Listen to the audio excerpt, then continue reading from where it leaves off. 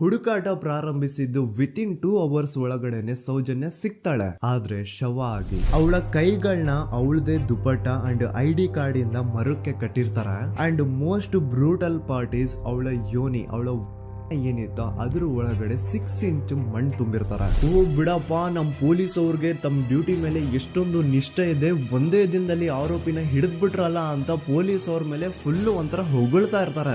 ಆದ್ರೆ ಪಾಪ ಜನರಿಗೆ ಎಲ್ಲಿ ಗೊತ್ತಿತ್ತು ಈ ಕೇಸ್ ನ ರಿಯಲ್ ಆರೋಪಿ ಬೇರೆ ಯಾರೋ ಇದಾರೆ, ಪೊಲೀಸ್ ಅವರೇ ಈ ಕೇಸ್ ನ ಮಿಸ್ಲೀಡ್ ಮಾಡೋದಕ್ಕೆ ಸುಮ್ನೆ ಸಂತೋಷ್ನ ಅರೆಸ್ಟ್ ಮಾಡಿದ್ದಾರೆ ಅಂತ. ಪೊಲೀಸ್ ಅವರು ಈ ಕೇಸ್ ಅಲ್ಲಿ ಕರಪ್ಟ್ ಆಗಿದ್ದಾರೆ, ಪೊಲೀಸ್ ಅವರೇ ಸತ್ಯ ಮುಚ್ಚಿಡ್ಲಿಕ್ಕೆ ಟ್ರೈ ಮಾಡ್ತಿದ್ದಾರೆ. ಹಾಗಾಗಿ ಈ ಕೇಸ್ ನ ಇನ್ಮುಂದೆ ಪೊಲೀಸ್ ಅವರಲ್ಲದೆ CBI ಅವರು ಇನ್ವೆಸ್ಟಿಗೇಷನ್ ಮಾಡಬೇಕು, ಈ ಕೇಸ್ ನ CBI ಒಪ್ಸಿ ಅಂತ ಅಗೇನ್ ಪ್ರೊಟೆಸ್ಟ್ ಗಳು ಸ್ಟಾರ್ಟ್ ಆಗ್ತವೆ. ಸೌಜನ್ಯ ಕೇಸ್ ಒಂದೇ ಅಲ್ಲ, ನಾರಾಯಣ ಹಾಗೂ ಯಮುನಾ ಕೇಸಲ್ಲೂ, ವೇದವಲ್ಲಿ ಕೇಸಲ್ಲೂ, ಆ ಬ್ಯಾಂಕ್ ಮ್ಯಾನೇಜರ್ ನ ಕೇಸಲ್ಲೂ ಹಾಗೂ ಪದ್ಮಲತಾ ಕೇಸಲ್ಲೂ ಸೀದಾ ಡೈರೆಕ್ಟ್ ಡೌಟ್ ಬರೋದೆ ಊರಿನ ಗೌಡ್ರ ಮೇಲೆ. ಸೌಜನ್ಯ ಕೇಸ್ ಬಿಟ್ಟು ಆ ಇನ್ನೊಂದು ಕೇಸ್ ಯಾವುದು, ಅದಕ್ಕೂ ಸಂತೋಷ್ಗೂ ಏನ್ ಸಂಬಂಧ, ಅದ್ರಲ್ಲಿ ಯಾಕೆ ಸಂತೋಷ್ನ ಪೊಲೀಸ್ ಅವರು ಫಿಟ್ ಮಾಡಿದ್ರು ಅಂತ ಪ್ರತಿಯೊಂದು ಹೇಳ್ತೀನಿ.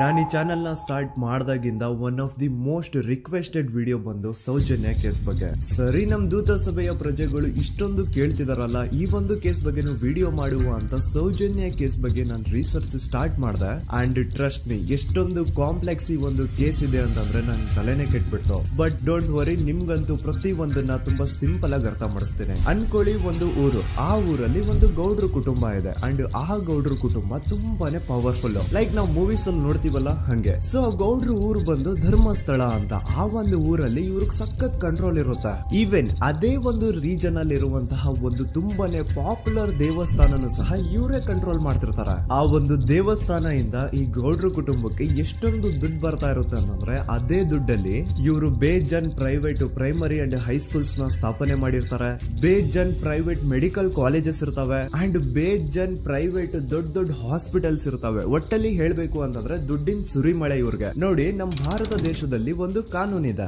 ದ ರಿಲಿಜಿಯಸ್ ಎಂಡೋಮೆಂಟ್ ಆಕ್ಟ್ 1863 ಅಂತ. ಬೇಸಿಕಲಿ ಈ ಒಂದು ಕಾನೂನು ಏನ್ ಹೇಳುತ್ತೆ ಅಂತಂದ್ರೆ, ಭಾರತದಲ್ಲಿ ಯಾವ್ದೆಲ್ಲ ಹಿಂದೂ ಟೆಂಪಲ್ಸ್ ಇದಾವೋ ಅವೆಲ್ಲ ಗವರ್ಮೆಂಟ್ ಪ್ರಾಪರ್ಟಿ. ಆ ಹಿಂದೂ ಟೆಂಪಲ್ಸ್ ನ ಮ್ಯಾನೇಜ್ಮೆಂಟ್ ಎಲ್ಲ ಗವರ್ಮೆಂಟ್ ಕೈಗೆ ಹೋಗಿ ಗವರ್ಮೆಂಟ್ ಡಿಸೈಡ್ ಮಾಡುತ್ತೆ ಆ ಮ್ಯಾನೇಜ್ಮೆಂಟ್ ಅಲ್ಲಿ ಯಾರ್ ಕೆಲ್ಸಕ್ಕೆ ಇರಬೇಕು, ಯಾರ್ ಕೆಲ್ಸಕ್ಕೆ ಇರಬಾರ್ದು, ಅಂಡ್ ಆ ಟೆಂಪಲ್ ಇಂದ ಬರ್ತಿರುವಂತಹ ಡೊನೇಷನ್ ಅಮೌಂಟ್ ನ ಏನ್ ಮಾಡ್ಬೇಕು ಅಂತ. ಸೊ ಈ ಒಂದು ಕಾನೂನಿನ ಪ್ರಕಾರ ಗವರ್ಮೆಂಟ್ ಇಂಡಿಯಾದಲ್ಲಿ ಇರುವಂತಹ ಆಲ್ಮೋಸ್ಟ್ ಎಲ್ಲಾ ಹಿಂದೂ ಟೆಂಪಲ್ಸ್ ನ ತನ್ನ ಕಂಟ್ರೋಲ್ ಅಲ್ಲಿ ತಗೋತಾ ಇರ್ಬೇಕಾದ್ರೆ ಗವರ್ಮೆಂಟ್ ಅಫಿಷಿಯಲ್ಸ್ ಧರ್ಮಸ್ಥಳ ಶ್ರೀ ಮಂಜುನಾಥ ದೇವಸ್ಥಾನಕ್ಕೂ ರೀಚ್ ಔಟ್ ಮಾಡ್ತಾರೆ. ಅಂಡ್ ಆಗ ಇಷ್ಟು ದಿನ ಟೆಂಪಲ್ ನ ಕಂಟ್ರೋಲ್ ಮಾಡ್ತಿದ್ದಂತಹ ಆ ಗೌಡ್ರ ಕುಟುಂಬ ಏನ್ ಹೇಳುತ್ತೆ ಗೊತ್ತಾ, ಇಲ್ಲ ಇದು